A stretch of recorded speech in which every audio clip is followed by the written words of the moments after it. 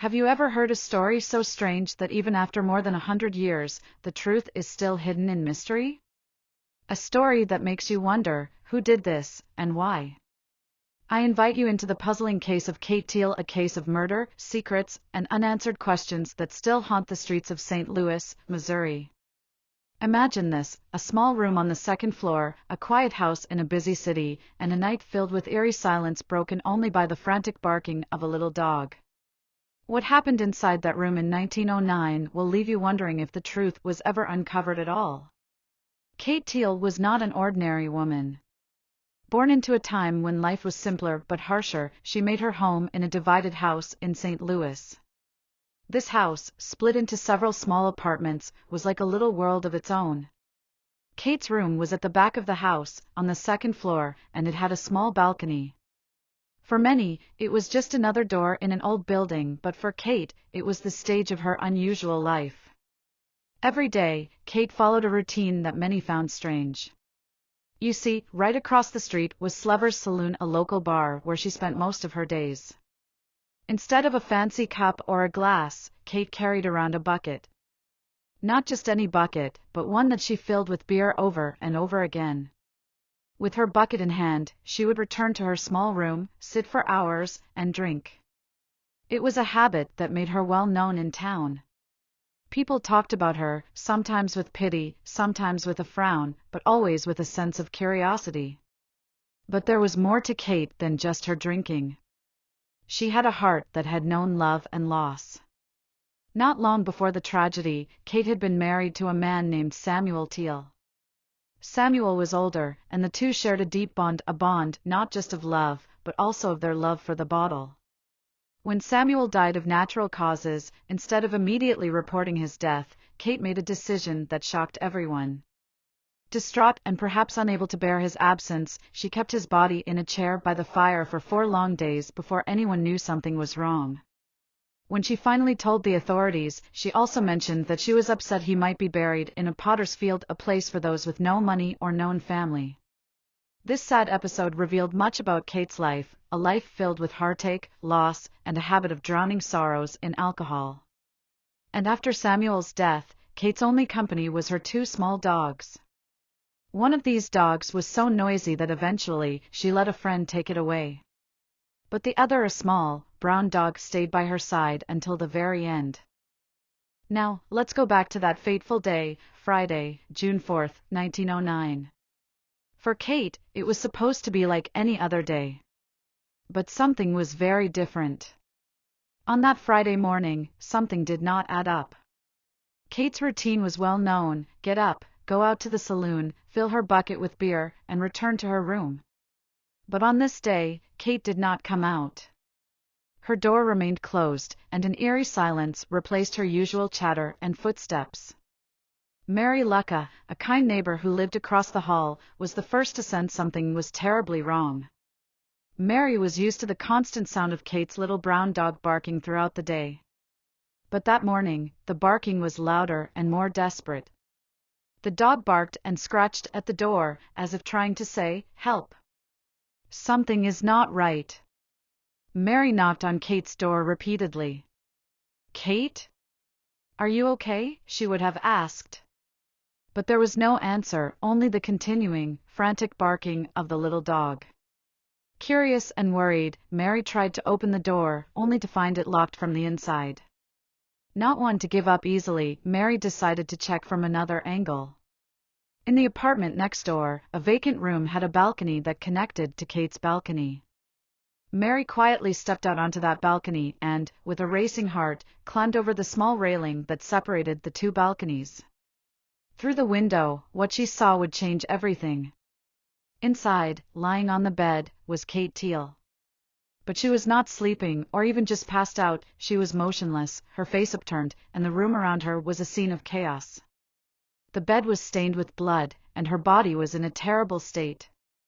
In her hand, she clutched a large butcher knife. This sight was enough to make Mary scream and run as fast as she could to alert the police. When the police arrived, Sergeant Smith of the St. Louis Police Department was the first to lead the investigation. He approached the house with caution, his mind racing with questions. How could someone kill a woman in her locked room? What kind of person would do such a thing? Sergeant Smith went to Kate's door and tried to open it, but it was still locked. Without wasting time, he forced the door open. The moment he stepped into the room, he was met by a surprising challenge: Kate's little brown dog. The dog, frightened and confused, lunged at him, barking furiously. Sergeant Smith had to use his baton to calm the animal, striking it just enough to make it retreat under the bed. As the dust settled, the officer took in the scene. The room was a complete mess. Clothes and items from the closet were strewn all around, as if someone had been searching for something. But nothing seemed to be missing. The only obvious clue was Kate's lifeless body lying face up on her bed, covered in blood, and the butcher knife still in her hand. However, something didn't add up. The knife, a heavy tool that one would expect to be covered in blood after such an attack, was completely clean. There was no blood on the blade at all. And the wounds on Kate's body were not the kind that a knife like this would cause if she had hurt herself. There were 2 very narrow stab wounds, a deep one through her eye, going into her brain, and another through her side, reaching her lung and heart. This was no accident, no suicide. Someone had deliberately stabbed her, and they had done it very carefully. Once Kate's body was taken to the morgue, a team of doctors, often called a coroner's jury in those days, examined her carefully. Each doctor looked at the wounds and shared their thoughts on how Kate met her end. Their findings were chilling: the wounds were precise and deliberate. The first wound, through the eye, was deep enough to damage her brain. The second wound, on her side, was just as precise, piercing her lung and heart, ensuring a quick death. It was clear that Kate did not take her own life. Among the chaos in the room, the investigators found a small but important clue: a gold cufflink. This cufflink, likely dropped by the killer in their haste, was a piece of jewelry that could belong to someone important.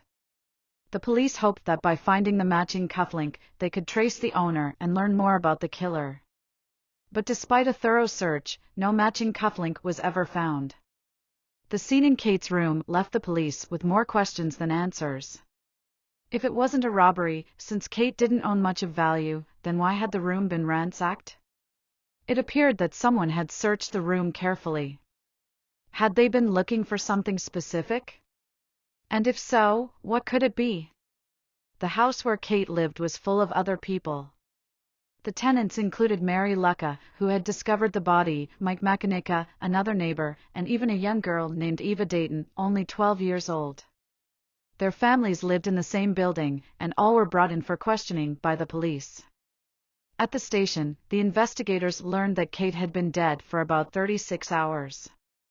This meant that she had died sometime early on Thursday morning, just after midnight. But what happened in those mysterious hours? The night before her death, 3 witnesses had seen someone by Kate's door. They said that on Wednesday evening, when Kate's door was open, they saw her with a friend, John DeBorda. The witnesses, Mary Lucca, Mike McInnica, and young Eva Dayton, all said they had seen John sitting with Kate. They were drinking beer from a blue bucket, a bucket that was very different from the one Kate usually used. Eva, despite her young age, recognized John immediately. She knew him well. This detail made the investigators wonder, who was John DeBorda? And what was his connection to Kate? With the evidence gathered and the initial witness statements, the police began to focus on a few suspects. The first person of interest was John DeBorda. At just 24 years old, John worked at the Tam Brothers Glue Factory, a place known for using animal parts to make glue, a fact that oddly matched the type of knife used in Kate's murder. The knife was long, about 12 inches, and very sharp, exactly the kind you might find in an animal processing job. John was questioned at his home. He denied any wrongdoing. He was shocked to hear about Kate's murder. But during the search of his house, police found a coat with stains on the sleeves. At first, these stains were thought to be blood. Then they found the blue bucket, similar to the one the witnesses described, from the night before.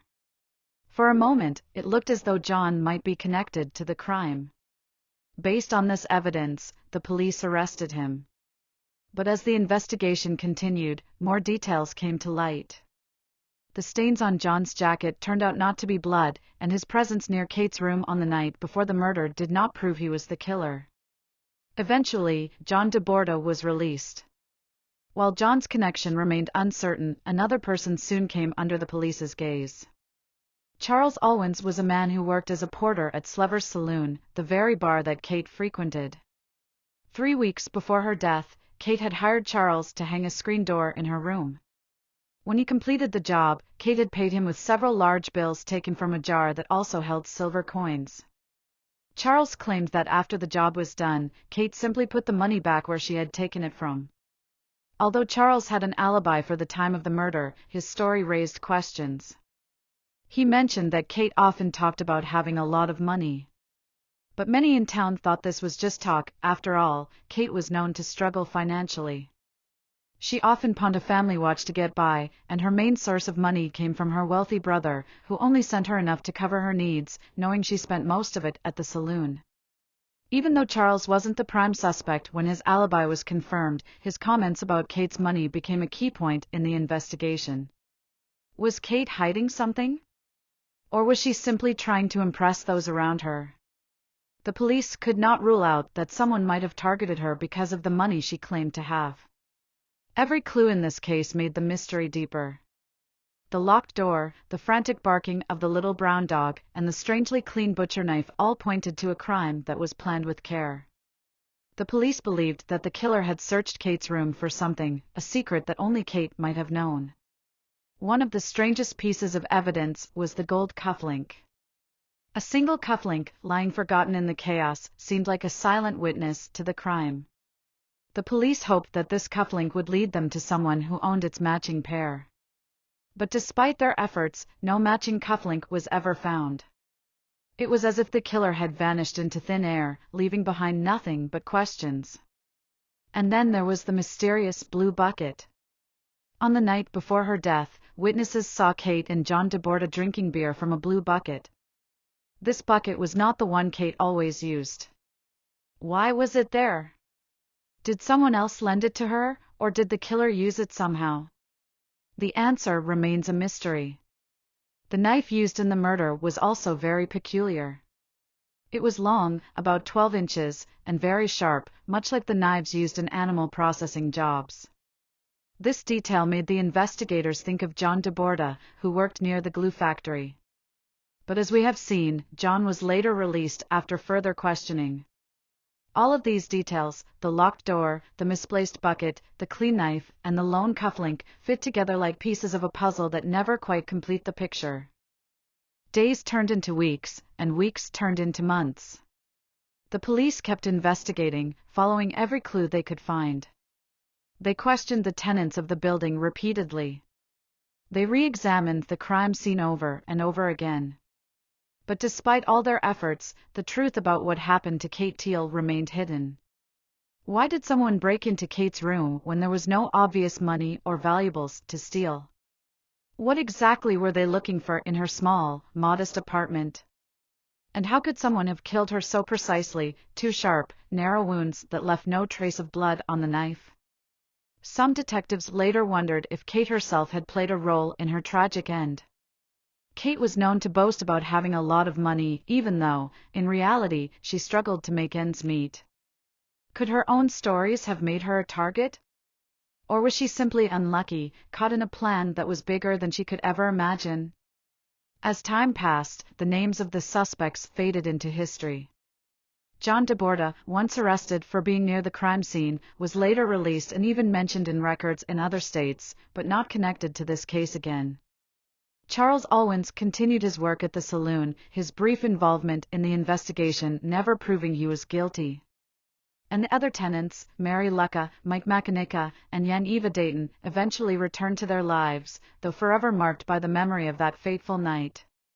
Kate Teal's story is a powerful reminder that behind every closed door, every quiet life, there may be secrets too heavy to bear. Her murder, a simple act of violence in a modest apartment, still echoes today in the minds of those who search for truth. As we close this chapter, remember that history is full of voices that cry out from the past.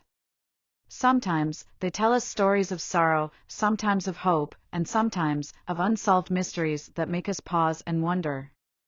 Thank you for listening to the story of Kate Teal.